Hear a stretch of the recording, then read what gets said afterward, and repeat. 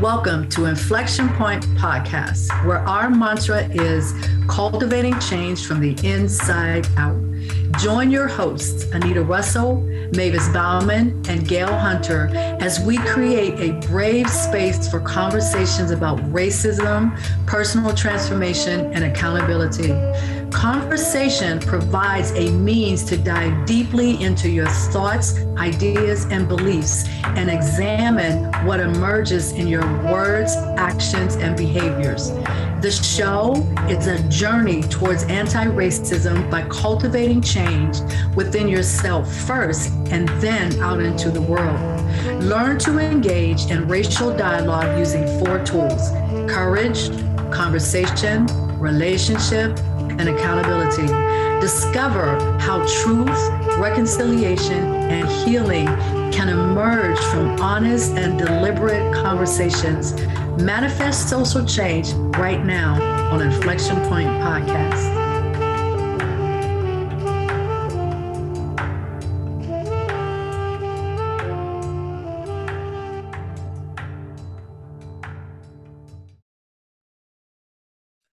Well, thank you for joining us for the newest episode of Inflection Point Podcast. I am your host, Anita Russell, and here's a quick hello from co-hosts Mavis and Gail. Hello, I'm Mavis Bauman. Thanks for listening in tonight. Hi, I'm Gail Hunter, and thank you all for coming tonight. Excellent. So our topic for this evening is imagination and critical race theory. And the question of the hour is, what is the connection between the backlash over Disney's Little Mermaid, Halle Bailey, and critical race theory?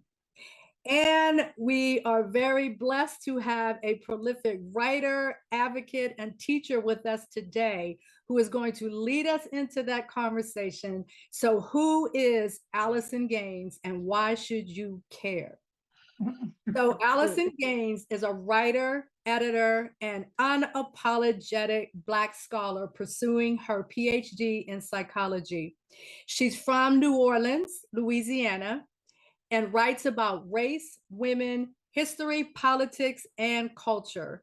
Allison is the co-founder of Writers and Editors of Colors, or WEOC, and the editor-in-chief of the Culture magazine. You can find her bylines on Oprah Daily, ZORA, Momentum, and Level. So Allison, what I'd like you to do is just start off by telling us a little bit about your journey of getting from where you were to where you are as this prolific writer. Thank you so much for having me today. I'm really happy to be here. So as you said, I'm from New Orleans, and writing is a big part of like our city's culture, how we document our history and even things that don't make it into official history books, whether it's families writing stories in the back of Bibles and that sort of thing. So when I grew up, my mother was an environmental lawyer, and she used to give me these notebooks that had recycled paper in there. So I would write little poems and little stories that I would not share with anyone. And when I turned 14, I started attending a school called NOCA, which is New Orleans Center for Creative Arts. And I went there to specialize in writing as a junior high school and high school student. That's when I started actually taking myself serious as a writer and started learning about young writers around the world, and won second place in the William Faulkner's writing competition for a fictional short story. So, and I also got experience as an editor there, where we edited a publication called The Umbra, where we took all of our work and we tried to find the very best and learn to criticize one another. And out of that would come this beautiful document that we could share. For a while, I got caught up with being a young adult as far as going to school and having to work full time. So I took like about 2 years off of writing. And then my mom's house actually burned down to the ground. So all the things that I've written throughout my life were gone. And it was at that point I started to think about publishing and about how, maybe writing wasn't enough, that I actually wanted to share my ideas. And after George Floyd's death in 2020, I decided to publish online, and kind of how I became someone that writes regularly about social justice issues. Excellent, excellent. Because around 2020 or so, the latter part of 2020, I think is when you and I first got connected. Because we had one phone call where I was telling you about the podcast, and that one day I wanted you to be a guest on the show. And so here you are.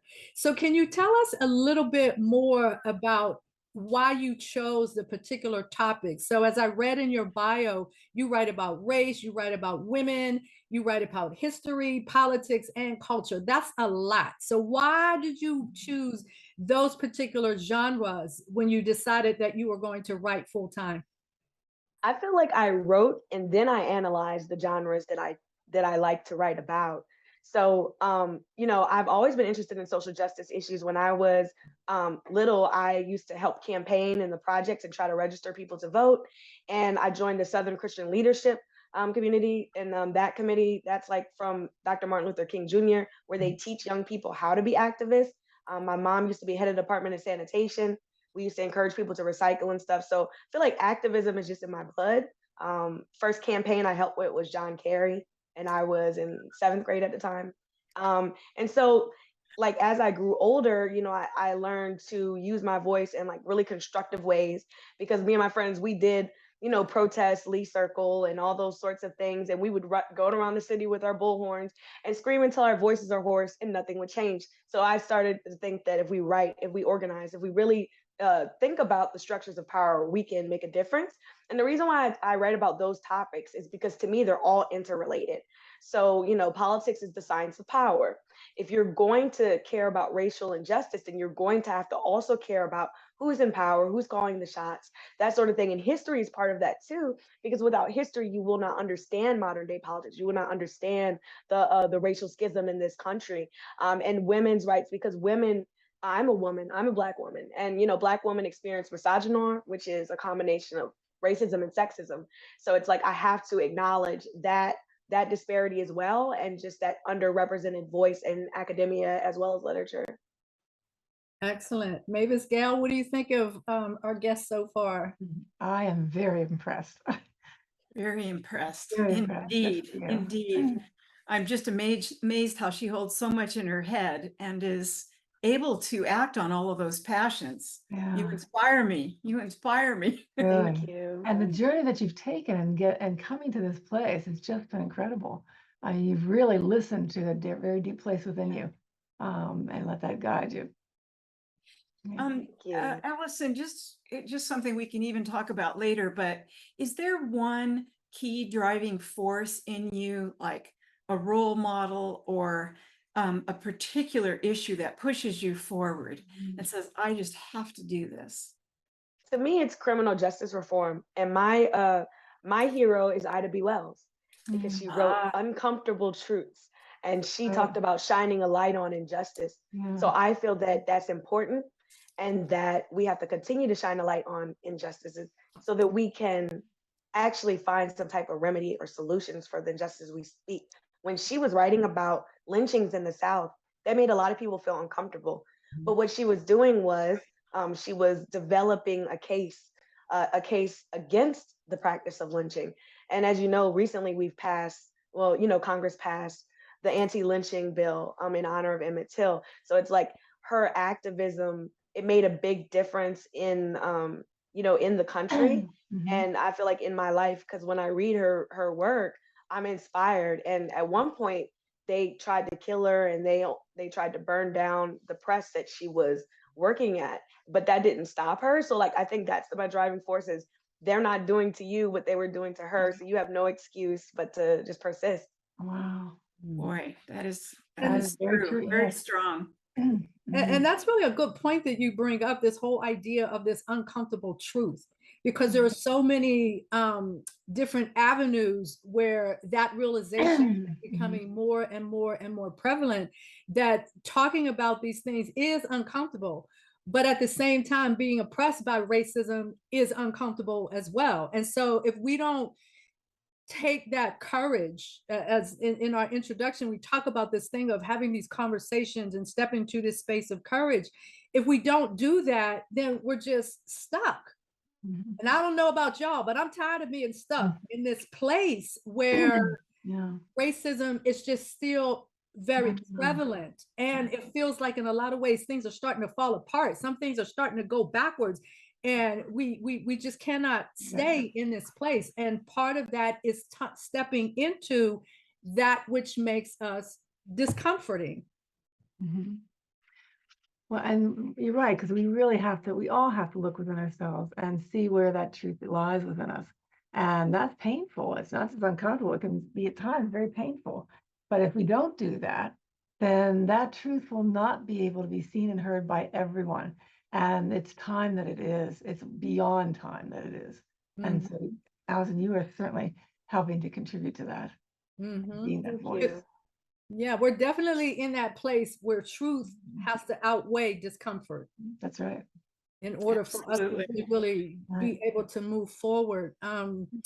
So what we're going to do for the remainder is what Mavis, Gail, and I did was we went and selected several of your articles, actually, but we had to narrow them down because we couldn't talk about each and every one of them.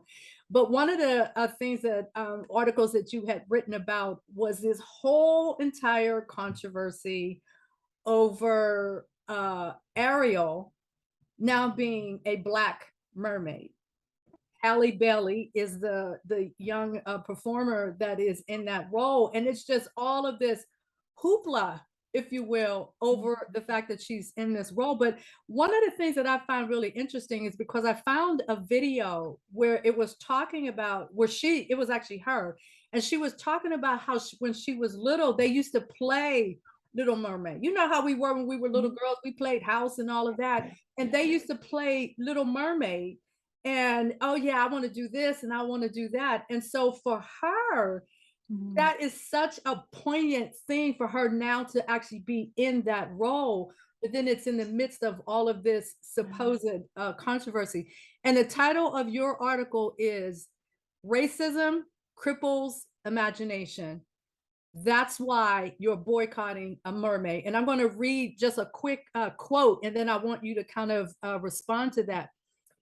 When Disney announced Halle Bailey would play the leading role in The Little Mermaid in 2019, the white backlash was quick to follow.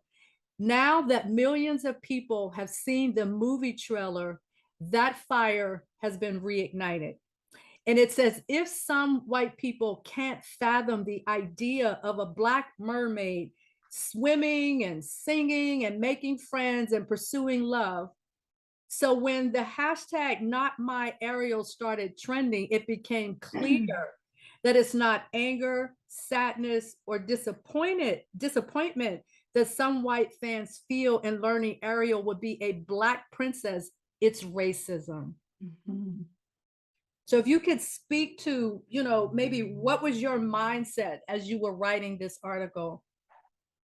Well, when I first, heard about that there was going to be a Black Little Mermaid, I was excited because I watched Little Mermaid growing up. Me and my sisters, we would just sit around the house. That was one of the Disney films that we had on tape where we could watch it anytime we want, and we loved it. We loved the songs. We were rooting for Ariel, And when I heard that it was going to be a Black woman, that made me really happy. And it kind of took me back to my childhood, like, wow, how would my life be if I saw some of that growing up? And I thought it was a positive change. And I knew that there would be some backlash because I kind of heard it would. I saw when it first was announced, but I didn't expect it to be like this. And that was on the heels of fans complaining about Black people in different episodes of kind of like Lord of the Rings type of spin-offs. And so it started to become apparent to me that even though these people were completely imaginary and it's a fictional story, a lot of people took issue with her being Black.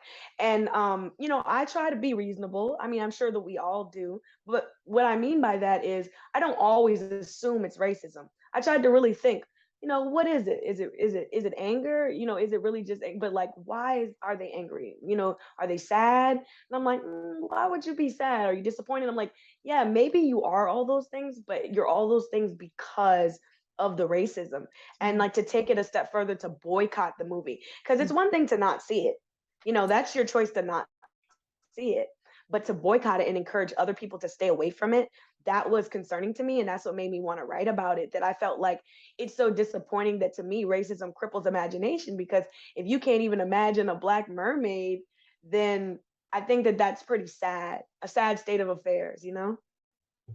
Exactly. And one of the things that you said is the irony shouldn't be lost on us, that claiming a Black mermaid is unrealistic ignores the fact that a mermaid is a mythological creature. So I'm in the same boat with you when I think about that. Like, mermaids aren't even real, right? And you're upset over a Black woman playing a role in this made up character kind of thing. Like, what does that really say about who you are as a human being? And I read or saw a video with one gentleman, and I purposely didn't even want to remember his name because what he was saying was just like so off the wall, just trying to prove scientifically that mermaids are white people. Because they don't need protection from the sun or something in the bottom of the ocean. Whatever. I mean, it's a mythological creature. Nonsensical argument. Right. Right. I mean, But it that would shows be how like if nonsensical people- racism is. Yeah, good Exactly. point. Yeah. Exactly. Yeah. Yeah. That is exactly right. So that was a really powerful statement that you just made. So can you expand on that a little bit about? Yeah. Well, I feel like racism is nonsensical. yeah, meaning if you critically think about the world, disliking someone because of the color of their skin is fundamentally illogical. And so I guess that's why I found it, kind of comical, because you have to laugh at some of these things, that they would be so frustrated at an imaginary creature. But it makes sense when you understand that racism is inherently illogical. So of course it would follow through that the racism is not going to have logic to it, because there's nothing logical about disliking people just because of the color of their That's skin. right. Well, and racism began with illogical, right? It was all based on Right. lies and a need to cover up the truth of what was really going on. So Right. of course, that would just fall into place, right? Yeah. Right. I think it's not a coincidence that when you look up in the scientific literature, when you look up anti-scientific, anti-intellectualism, you also find racism. This is why, like, I'm sure we'll talk about it later, but why critical race theory comes into play here, because it is that it's the idea that if you critically think about history and reality and people and our relationship to one another, you won't be racist. And I think there's a lot of people that are scared for that critical thinking to occur or to be inspired. Absolutely. Could I ask a quick question here? And what do you think, Allison, people are most afraid of if they were to change? Just that feeling inside. What would a person have to lose? I know that a lot of racism is connected to power and so on, but wouldn't it be a relief not to fight about the color of a mermaid? What is the change that is so frightening? I think that it's frightening because I think it has a little bit to do with guilt. Because the only reason you would be, let's say we have a baton and each of us talks when we have the baton. The only reason I would be scared of giving you the baton is if I just thought that would overshadow my voice. And so it is that, like, that unwillingness to share the world that we live in and share the culture, because American culture does involve Black people. And so if it's going to be an American spin on a fairy tale, then to me it makes perfect sense that Black people be a part of it. Like when Brandy played in Cinderella and Whitney Houston, I love that rendition. I watched a regular Cinderella, but I like that one too. And I think some people are afraid because they don't really understand. They think that if Black people somehow get into power, right, and they have all these diverse voices, they think that they will be mistreated. And that's what I mean by the guilt.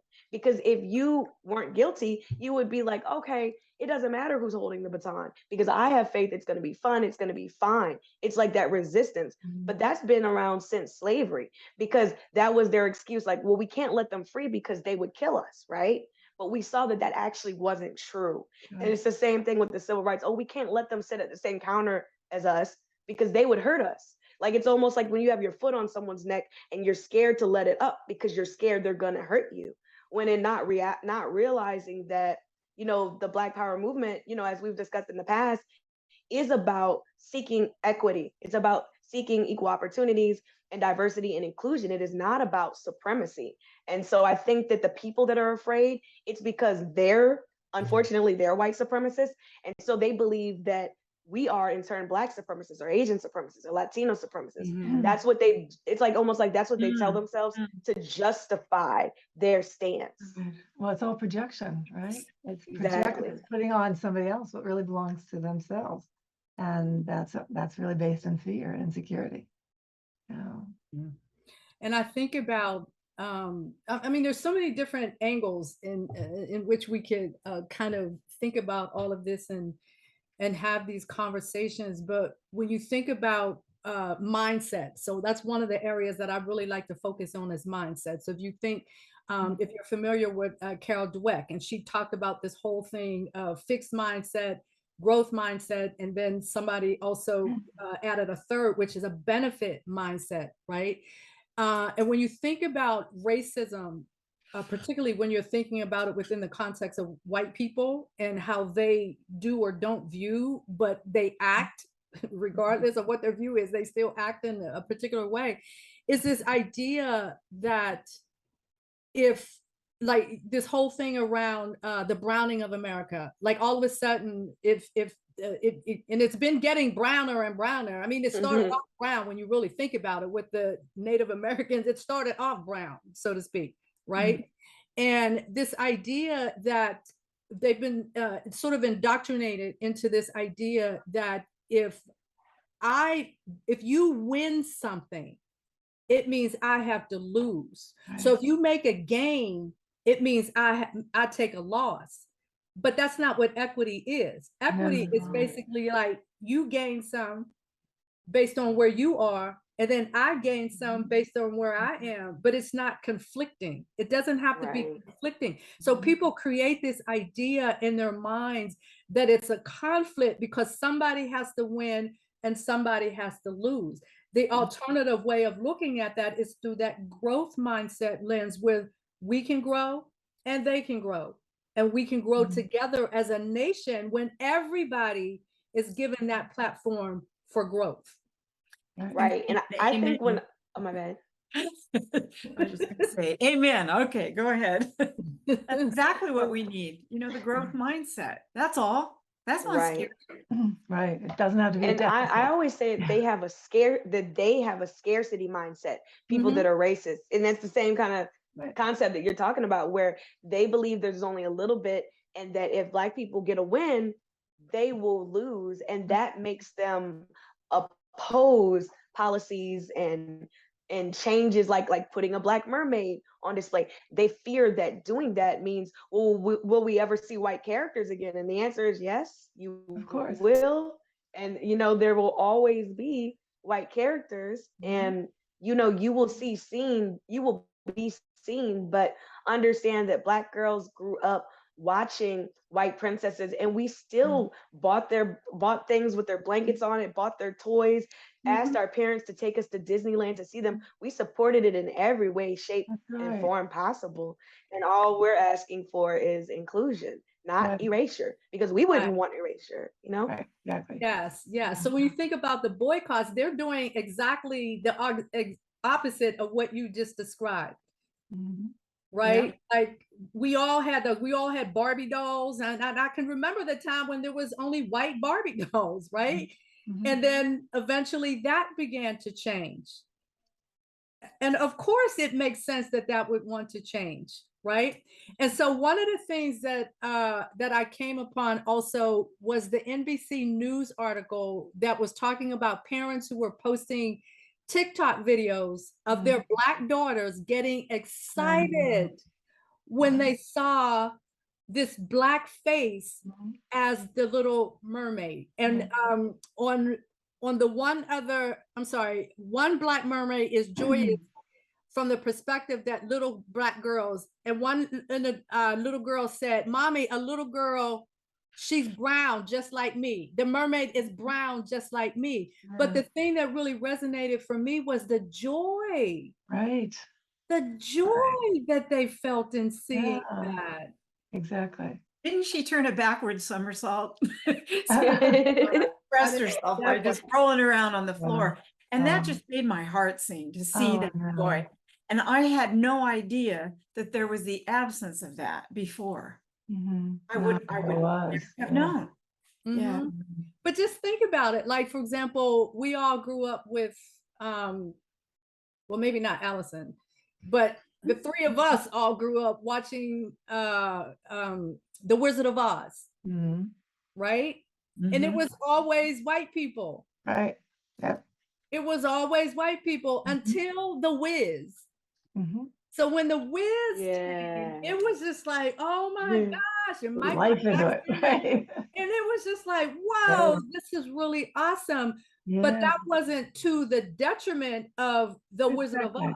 It didn't take away anything. It didn't take away It anything. just added something, right? Good point. Exactly. So when my children grow up, they watch The Wizard of Oz and they watch The Wiz. So it didn't have to be this either or, it can be both. Exactly. That's what it's both. It's an and, it's not an either or. Exactly. And that's the part I think that the angry people, that they don't understand. Like they don't it's not that they don't understand, because it's they don't believe that the true goal is equity.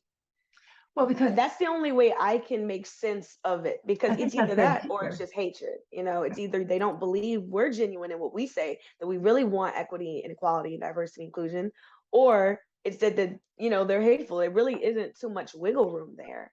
Because a Black mermaid, and it's not like she's an inexperienced actor. I mean, she could sing, she could dance. She's made for this. She's worked for Disney. I mean, like, what more do they want? You know? Yeah. Right. And her face is like a princess. Oh, I know. I just saw the most gorgeous picture of her today, and I thought I would have picked her immediately. There's something princessy about her. Her look, her spirit. And her locks, I love, like, oh my gosh, with the hair going like that, and her locks are going like that. It's just beautiful. It really is beautiful. So then also when you think about, I was thinking about Hamilton, when they did the show Hamilton on Broadway. I read an article where it was one of the white actors, and the article was about what did it feel like for him to be the only one, or one of very few. So he talked about the fact that his being in that performance actually helped him to learn more about racism. And he said, I didn't realize the extent to which people that I know would have these stories, because they would hang out together and have dinner and all of that together, and they would share these stories. And that was part of educating him on what it feels like to be in a racist society. So it looks like it's time for us to take a break at this point. So we'll take a quick break and we'll come back and we'll continue the conversation.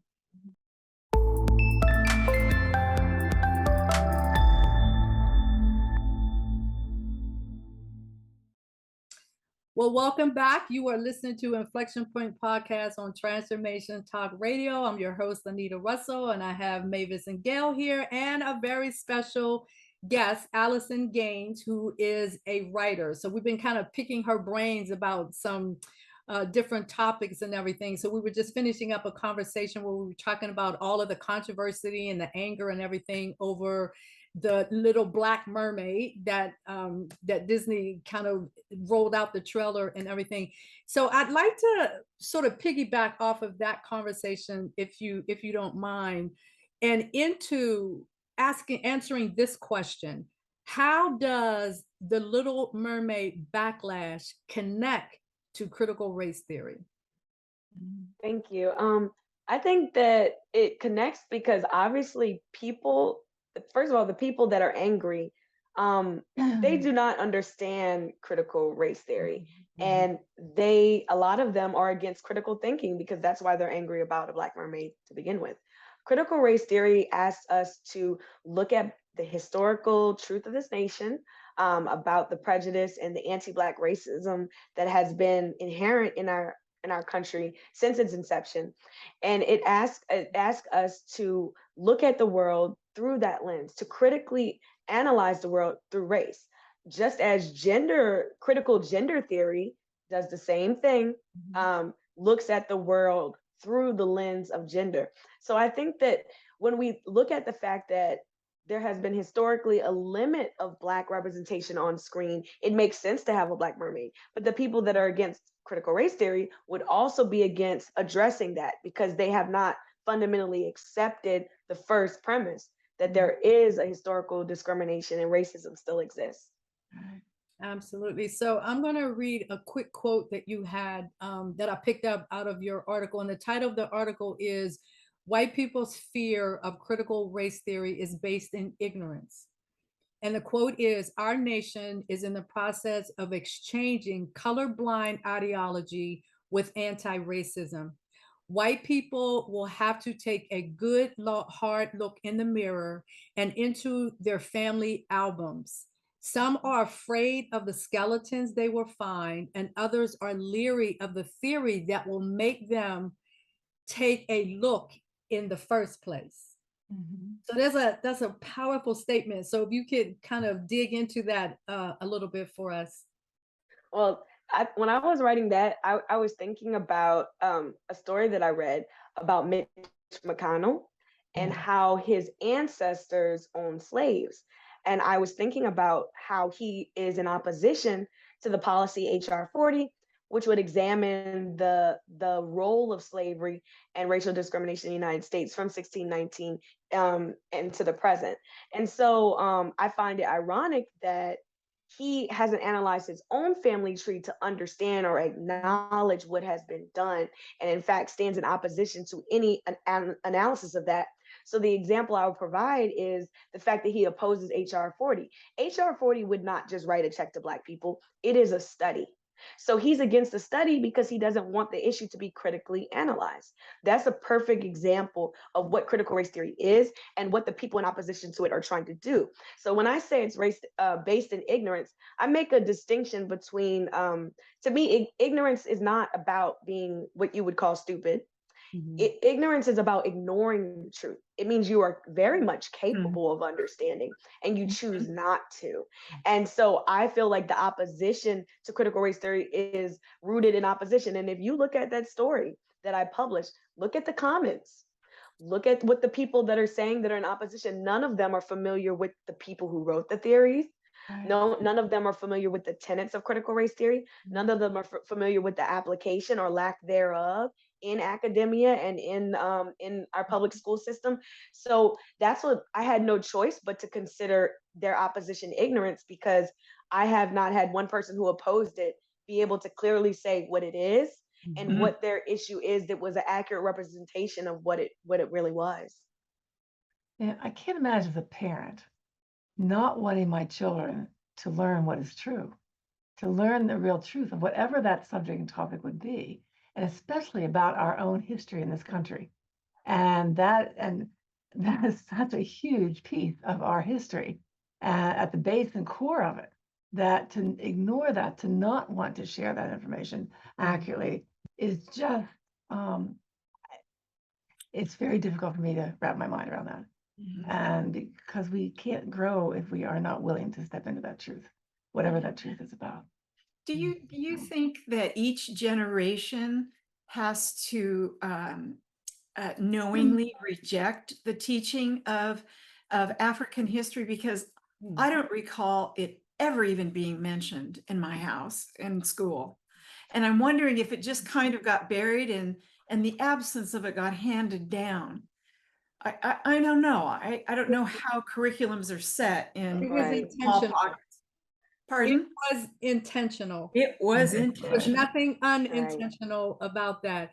And Oh, the interesting thing about what you just said was, even though you may not have had that when you were growing up, you grew up in the community that you grew up in. mhm. We all, I'm not even going to be monolithic about it. I'm just going to say, I know in my household, we were aware because we read books about Black folks and, you know, just different things like that. Or like my grandson, he's only 2. I'm already buying him books that I know are going to build him up as a person, right? And my daughters grew up reading all of these like historical fiction books that from, you know, that were based on Black characters and things like that. And so while it may have been missing over here, and I may not have been getting it to the extent that I would like in school, I was still getting it at home, or getting it when I went to the community center, or I went to, you know, a Kwanzaa celebration or something like that. Like it was still infused there. Well, But we had to go out our way. Yep, absolutely, because to absolutely. me, in my school, because I graduated high school 2006, so that kind of give you a little perspective of when, you know, this was happening. But we read one paragraph about slavery, and it didn't even refer to Black people as people. It was just slaves working. And see, when I was growing up, it wasn't so much that white parents were like, we're not going to learn about Black things, because they didn't have to, because it wasn't in the curriculum.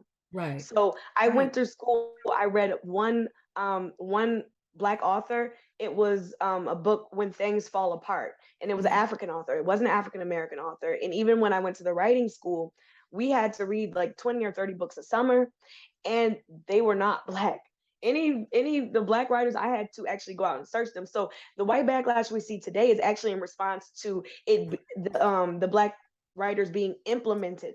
And Yes. because they were implemented, now it's this like, let's take them back out. See, so before you might not have seen the opposition to it because it wasn't necessary, because Black people were already not in the curriculum. And I think that's the problem we have now, is like, you know, we should have been able to learn about slavery. If we can learn about World War I, World War II, the American Revolution, the Civil War, if we can learn about people dying, atomic bombs dropping, and all that, then we can Holocaust, yeah. certainly learn about the chattel slavery system. Right. That's my opinion, anyway. Absolutely. Absolutely. Yeah. Absolutely. And Definitely. mainly because it's so ingrained.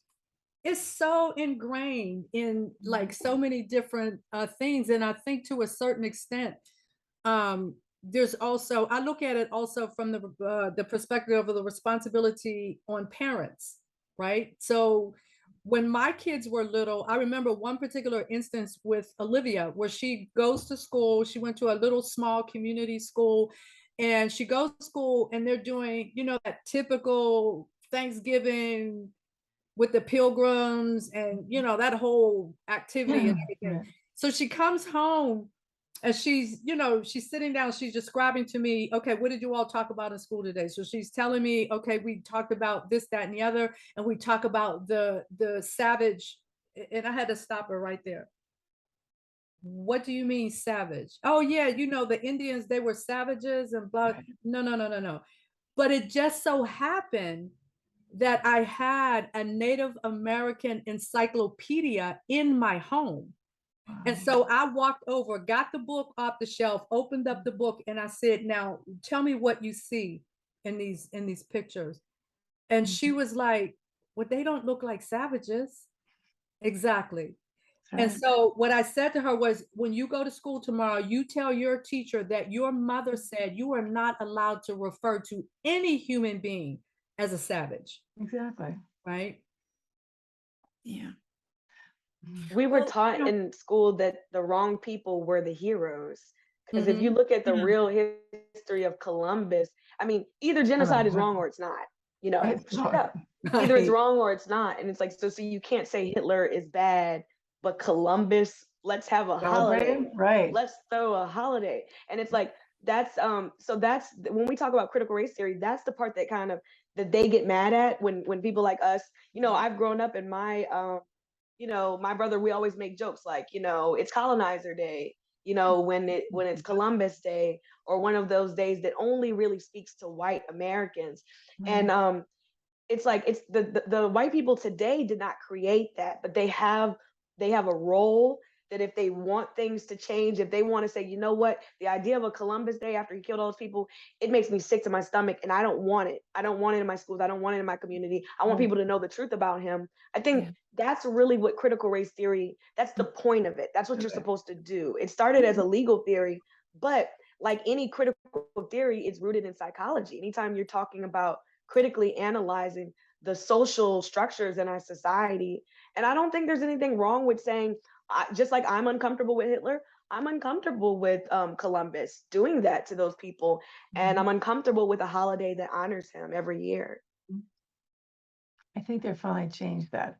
However, how many years has it taken, right, to recognize Right, that? Yeah, it's the same right. thing with racism. I mean, it's how many more years is it going to take for us all to be willing to look in that mirror, and Well, to really see what is true, and to want our children to know what was true. Mhm. The shame that is maybe hidden is going to continue being hidden and experienced until it's all brought out, until we can look and see what really was going on. And from Yeah. that Right. perspective, begin to see where the truth really has always been. And part of what needs to happen as we're, you know, speaking very openly about these types of subjects is that breaking the cycle of socialization into white supremacy is also a major piece Yes. of this. I saw, we had talked about this earlier, the video with Russell Ellis, who he did a TED talk where he was talking about going from being a white nationalist, white supremacist to being anti-racist. And he described some of his experiences, but the way he described it is, I was socialized into white supremacy, Right. right? And so in addition to the critical thinking and, really understanding critical race theory, we also have to understand how that socialization happens, because one of the tenets of critical race theory is just recognizing that race is a social construct. And so Exactly. that socialization piece is definitely there. So what do you all think about, what are your comments on that? Race has I always do. been a social construct, right? Oh yeah. It is not an innate fact or truth. It was created to justify behaviors and choices Exactly. that were being made by white people, and to buy into that, to not be able to sit in that truth and see that reality is still participating in it, in racism. And we've come too far to continue this process. I mean, it's time for everyone to just be willing to look inside and really say, okay, this may be true. Yeah, this is what I grew up learning and knowing. And I can change. It doesn't have, I don't have to be afraid of it. Yeah. You know, Anita, I think my comment earlier about the curriculum in my schools and that it was part of our socialization for generations. There were no books about Africa in my house. I knew Africa existed. So I'm just thinking right now, how has that changed? How has that set me up to be in the world? You know, certainly I've benefited from the white supremacist system. But anyway, I think that, my parents didn't have intention to keep it from me. It's just shocking to, yeah, go ahead, Anita. I want to ask you a question. I want to ask you a question. So if you were a parent, you, Mavis, Mhm. were a parent, and you were raising children up today, what would your household look like? Knowing what you know, having me as a friend all of these years, and being involved in this anti-racism work and doing Inflection podcast and a long talk, what would your home look like for your children today if you had children? It would look like the world, it would be every as much as I could, everybody would be represented. And certainly, as much as I've read about Africa, my house does have a lot of books about Africa now. you know. So certainly I would have been a, you know, a big proponent of it. But I guess, you know, when you talk about the ignorance, I wonder if they ignored or if it never came across their dinner table. I just don't know. But that is ignoring. No. But that is ignoring. It's ignoring. Exactly. That's ignoring. You're allowing it to come across. I mean, if you walk out of your house on any given day and you're walking around in the world and you see that there are actually people in this world that look like you, and you make no effort whatsoever to try to understand or to, you know, just to get a sense of who they are, or, you know, why is your music like this, or why is this, or how does that happen? If you show no curiosity, if you show no critical awareness, Right. that these are human beings that are walking around in human skin, going to jobs, getting in cars, getting in their houses, going to the supermarket, picking up their kids from daycare, reading books to their kids before they go to bed. All of that stuff is what we do. Right. And so if you're making that choice that you're not going to critically raise your own awareness of that, that's, to me, that's where Allison is coming from when she uses the word ignorance. You're choosing to be in a place of ignorance. Not to know. And when Exactly. and also, like, even if you live in like an all white community, right, and you don't see Black people, you still hear what's going on. Like, say for example, I was young, right, but That's y'all a good remember point. Watts, y'all remember the Yeah. Watts riots after Rodney King. And so when that happened and the entire country is talking about race, it's like, you do hear it, you know what's going, it's like, it's just uncomfortable, so you push it away, or you say, you know what, I don't know any Black people, It's so somewhere else. maybe this doesn't relate to me. But it's like we all share this community. And you know, like, I believe in democracy, and I believe that racists are afraid of democracy. They're afraid of equal people having equal decision in the type of world we live in and the type of decisions that we're going to make together. And so part of that is like basically getting interested. Like, for example, I don't have any like LGBTQ people that are like in my phone on speed dial that I am very close with. But I feel like that's not an excuse for me to, where if I hear something, somebody said something out of line, if it's time for me to vote for the Equality Act, when it's time for me to use my power, I'm gonna use my power right. And something else you said about, with, you know, racism. See, here's the thing, you know, all white people are not racist. All white people benefit from a system of white supremacy, so they have white privilege. But it is what you do with that white privilege that defines you. So it's nothing to feel weird about. It just is the way it is. Like, if you look it up, Black babies are more likely to die in the care of white doctors, newborns. So it's like, even if you're in your house and you never hear about a Black person, understand that that's what's going on in your local hospital, that that's what's going on in our society, that the police that smile in your face and say, how are you doing, ma'am, that they're not treating other people the same. And I think that it's about, you know, and it's hard because in America, we're taught to think of ourselves in an individualistic way. Whereas in Africa, the culture is collectivist. Yeah, So I think that that's kind of the social gap too between Black and white people, is it's like, we think of it like, well, if you're hurt, I'm hurt too. And so we kind of, like, the white people that are good at being activists and allies, they take it upon themselves when they see a Black person being hurt or an injustice, they feel it in their heart too. Just as we want men to feel it in their hearts when women in general across the board are suffering from things that only impact us, like that sort of thing. Empathy. Right, the ability to access empathy and Yeah, compassion. true confessions. I did grow up on soul music, so we had a podcast about this, and I had no idea what the words meant. Fight the power. I just didn't. I had no frame of reference for it. But I love the music. That's interesting. Oh, ignorant. So we're like super running out of time, although we're not ready to end yet. But I wanted to shift a little bit and just talk about some final thoughts through the lens of anti-racism activation. So I read an article in Very Well Mind that describes anti-racism this way.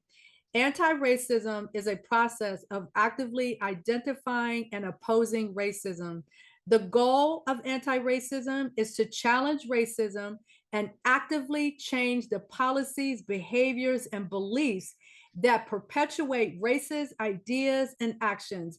Anti-racism is rooted in action. So what's your response to that? Yes.